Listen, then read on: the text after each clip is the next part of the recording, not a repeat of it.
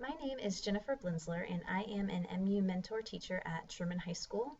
I'm going to share with you some information about standards-based assessment and what grades mean in PowerSchool for students that you may encounter as you are checking grades during focus or for eligibility or for any other reason.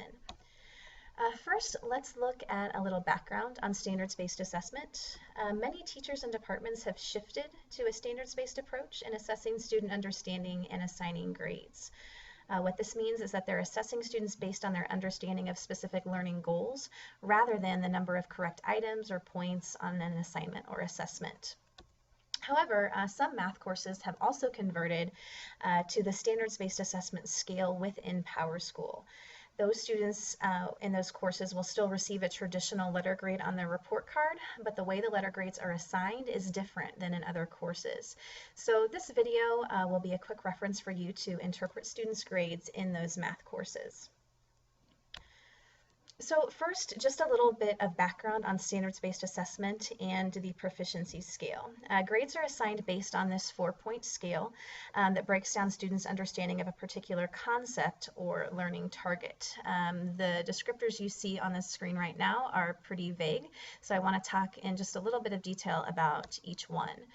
Starting with a 3, this is the target for students in a course. The goal is that all students would achieve at this level or higher. Students earning a 3 are considered proficient and they're able to demonstrate understanding of both the simple and complex parts of what has been taught based on a learning target.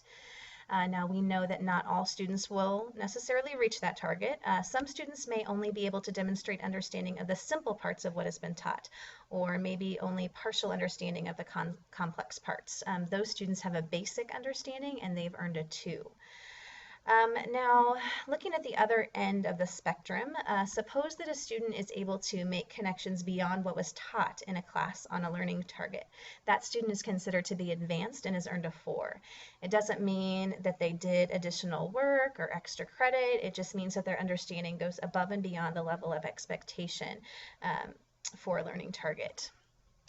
Back down to a 1, that is considered below basic and means that the student needed help to show any understanding of the simple and complex parts.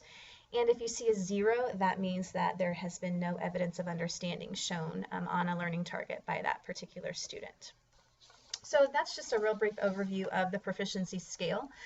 And so now let's look inside PowerSchool to see how this proficiency scale translates into a grade for a student.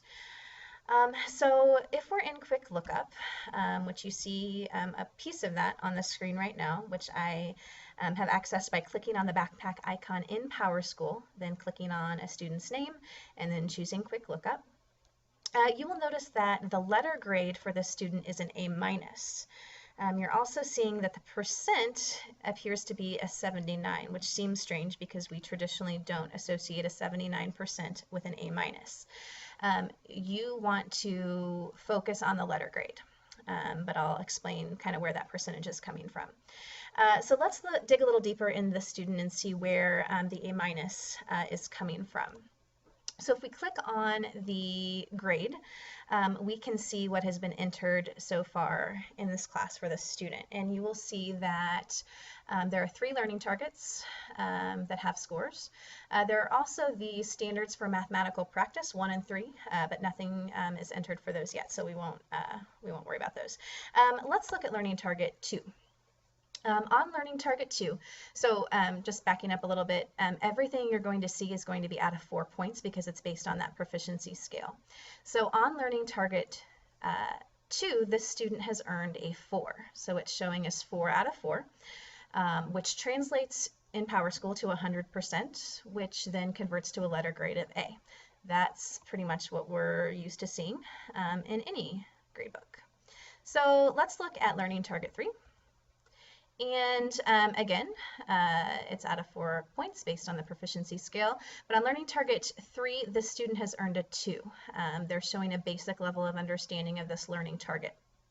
So PowerSchool is saying that 2 out of 4 is a 50%, but then it's also saying that that's a C-, and that doesn't really jive with what we traditionally associate with a 50%.